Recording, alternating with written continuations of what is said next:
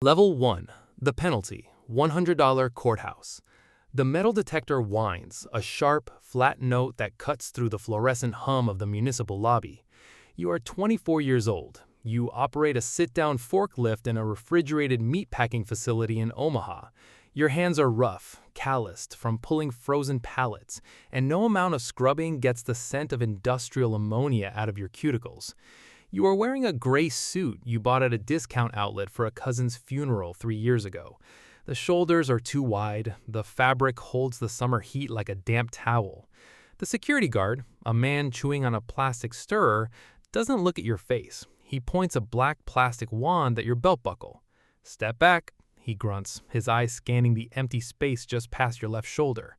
You take a step back. The woman holding your hand, the woman you are binding your entire existence to, squeezes your fingers.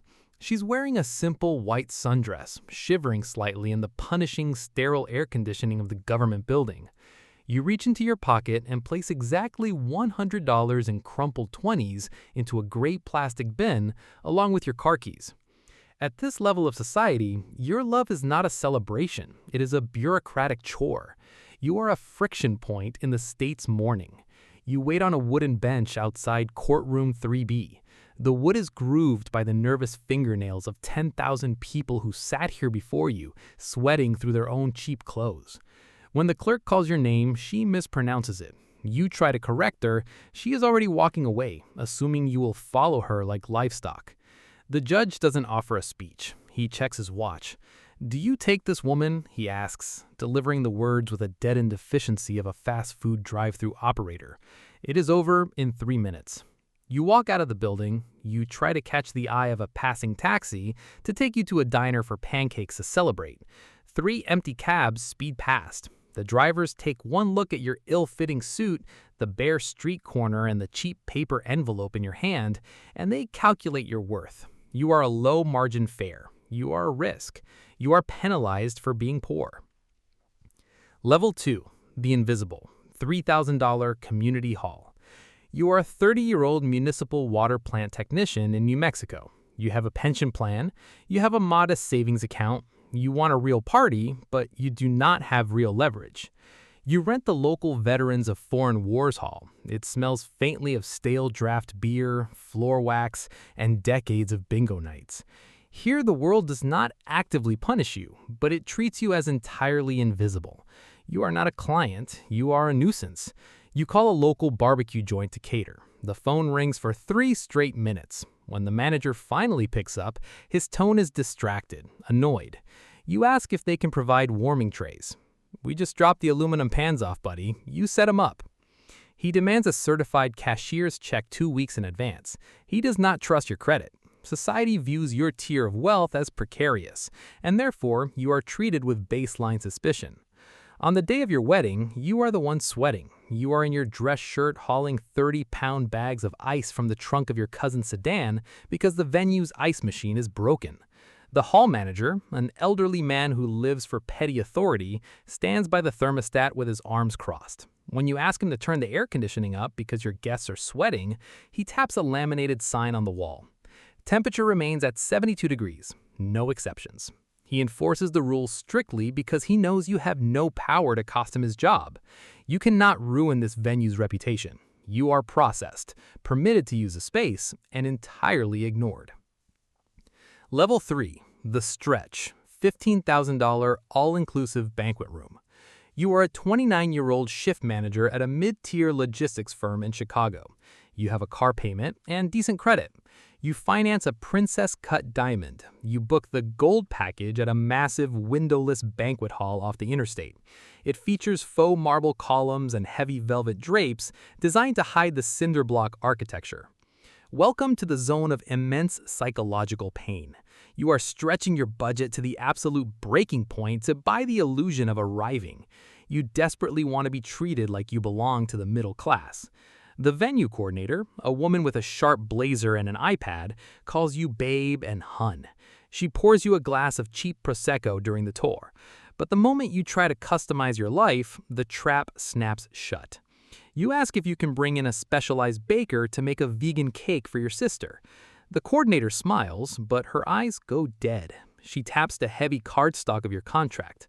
Paragraph 4, Section B, she says brightly. Any outside vendors incur a $2,000 compliance fee. We highly recommend using our in-house sheet cake. You are trapped by the fine print. You are not a guest of honor. You are inventory on a conveyor belt. On the night of your wedding, your reception is in Ballroom C. Through the thin partition wall, you can hear the heavy bass from a corporate retirement party in Ballroom B. The waiters move at breakneck speed, slamming down plates of rubbery chicken. They are scheduled to flip your room for a breakfast seminar by 4 a.m. They clear half-empty drinks from your guest tables to force them towards the bar.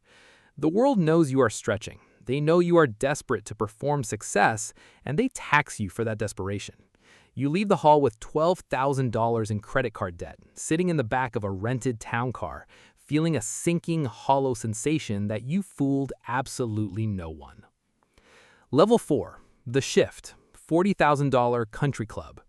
You are a 34-year-old silent partner in a chain of commercial laundromats in New Jersey. Your cash flow is finally liquid. You wear custom-measured shirts.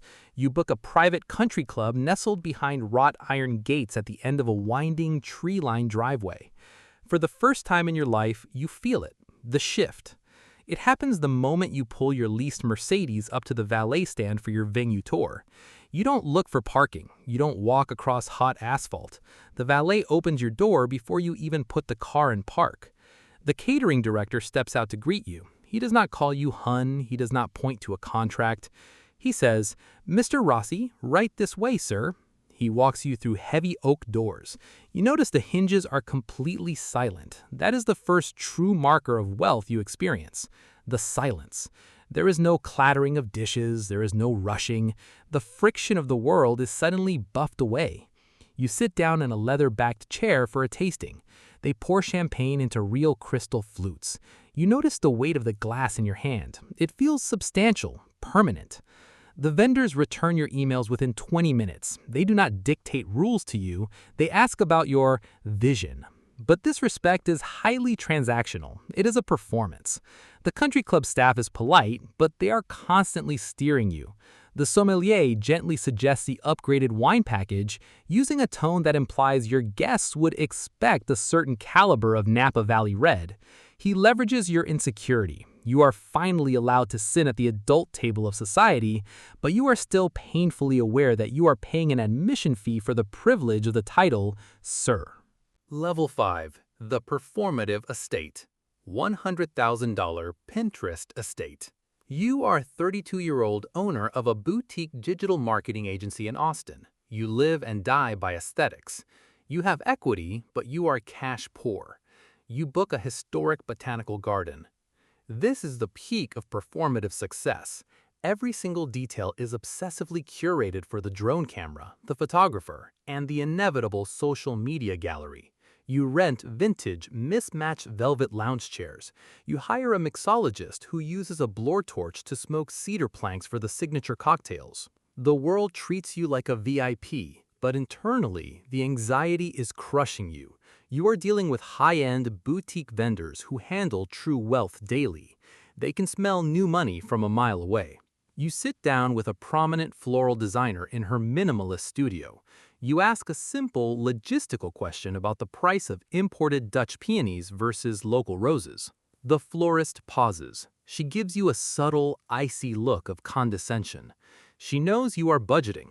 To test you, she drops a $35,000 floral quote onto the table. She watches your eyes to see if you blink. Your heart rate spikes. You want to blink, but you don't. You pull out your heavy metal credit card and pay the deposit. At level 5, you are buying the event to project a legacy and a permanence you do not fully possess yet. Society rewards you with awe, jealousy, and breathless comments from your extended network. But the vendors, the true gatekeepers of luxury, know you are highly leveraged. They respect your checkbook, but they do not yet respect you. Level 6. The Respect. $250,000 Heritage Venue. You are a 38-year-old proprietary trader in Chicago. Your wealth is no longer a performance. It is a mathematical fact. You do not need to show off. You do not have a Pinterest board. You choose a secluded, privately owned, centuries-old estate in the Hudson Valley. There is no drone photography. The luxury here is entirely stealth, legible only to those who know the language. The shift in how the world treats you is profound.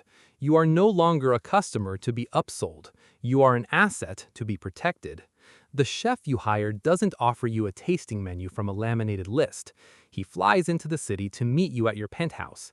He sits at your dining table, drinking espresso, and asks about your childhood, the coastal town your fiancée visited in her 20s, the specific salinity of the oysters you prefer. He custom designs a 14-course narrative exclusively for your 75 guests. Friction with the outside world dissolves completely. The estate is located in a township with strict noise ordinance that forbid amplified music after 10 p.m. But you manage billions in capital. The local precinct captain sends a quiet gift basket to the venue. The noise ordinance is overlooked. The police do not show up to shut down your jazz band. Instead, they park a cruiser at the end of the private dirt road, lights off, acting as unpaid private security to ensure no uninvited locals disturb your evening. You aren't trying to prove you have money. The world simply bows to your gravity. Level 7. The Bending. $750,000 Lake Como Villa. You are a 42-year-old scion of a regional trucking and logistics empire in Texas. You bypass your local city. You bypass your country entirely.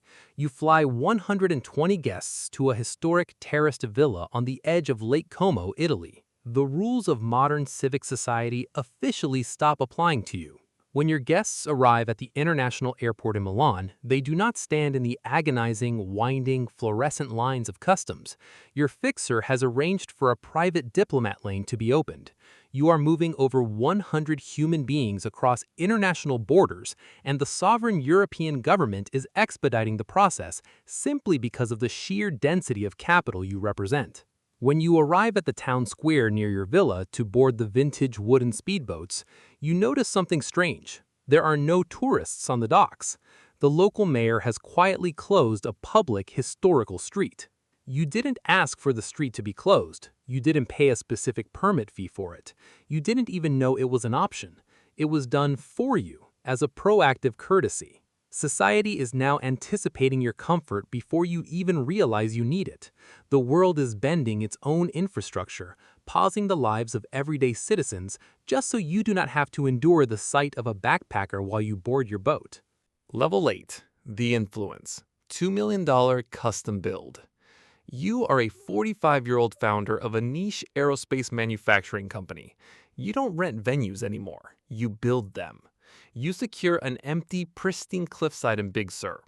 For a wedding that will last exactly 8 hours, you hire massive construction crews. They lay concrete foundations. They run underground plumbing into the wilderness. They erect a massive, climate-controlled glass conservatory overlooking the Pacific Ocean. Tomorrow, it will all be torn down, the earth restored as if you were never there. At level 8, you dictate reality. During the rehearsal dinner, your wedding planner notices that a commercial airline flight path happens to run roughly 10,000 feet above your cliffside. The faint roar of jet engines occasionally interrupts the crashing of the waves. She makes 3 phone calls to the Regional Aviation Authority. Money changes hands in the form of massive, civic environmental donations to local regulatory boards. For the exact 2 hours of your sunset ceremony, commercial jets carrying hundreds of ordinary people who saved for years for their vacations, are quietly rerouted 12 miles east. You have bought the sky. People scramble when you breathe. The word no has been entirely eradicated from your daily existence. If a specific rare white truffle is out of season, a broker is put on a private jet to Alba, Italy to find a farmer who has one buried in his private cellar, and he is paid whatever it takes to dig it up. The world is no longer a place you live in, it is a catalog you order from. Level 9. The Bespoke. $5 million private island buyout. You are a 36-year-old heir to a Southeast Asian mining conglomerate, the absolute Pinnacle. You buy out an entire private island in the Maldives for a week. There are no public guests. There is no press. Every single staff member, from the sommelier pouring the 1982 Bordeaux to the boat captains ferrying the guests, has signed an airtight 50-page, multi-million-dollar non-disclosure agreement. When your guests step off the seaplanes, their cell phones are politely but firmly taken by men in linen suits and placed into velvet-lined lockboxes. You do not wait for anything. You do not ask for a drink. A glass of your exact preference, chilled to the precise degree you enjoy, is placed gently into your hand the moment your eyes dart toward a waiter. You dictate the exact temperature of the ambient lighting across the island. You dictate the texture of the imported sand on the primary beach, having the groundskeepers rake it twice a day to ensure it is flawless beneath your bare feet. Tech billionaires, senators, and CEOs of multinational banks are sipping mezcal in the shallow, bioluminescent water. The world caters to your sheer, breathing existence. You have successfully purchased total, impenetrable insulation from the friction, the noise, and the inconvenience of humanity. Level 10. The Ghost. It is 2 a.m. on the island. The $5 million machinery of your wedding is humming flawlessly. The bioluminescent bay is glowing with a faint blue light. The string quartet is playing softly in the distance, their music drifting over the imported sand. You excuse yourself from the main pavilion. You walk down to the shoreline alone, the warm water lapping gently at your bespoke leather shoes. You turn back and look at the glowing, magnificent structure of your wedding. You watch the billionaires, the politicians, the elite network of titans you have assembled. They are laughing. They are clinking crystal glasses. They are trading global influence in the shadows of your million-dollar floral arrangements. And suddenly, the cold, brutal math of the world hits you in the chest. They aren't here for you. If you were a forklift operator in Omaha, if you were a water technician in New Mexico, if you lost your equity tomorrow, not a single person in that magnificent pavilion would look twice at you. They do not know your soul. They do not care about the depths of your love story. They respect the island. They respect the capital. They respect the absolute, undeniable gravity of the $5 million price tag. You are just the host of a summit. You are wearing a custom tuxedo, but standing in the dark, looking at the light, you realize you might as well be invisible. The realization settles over you like ice.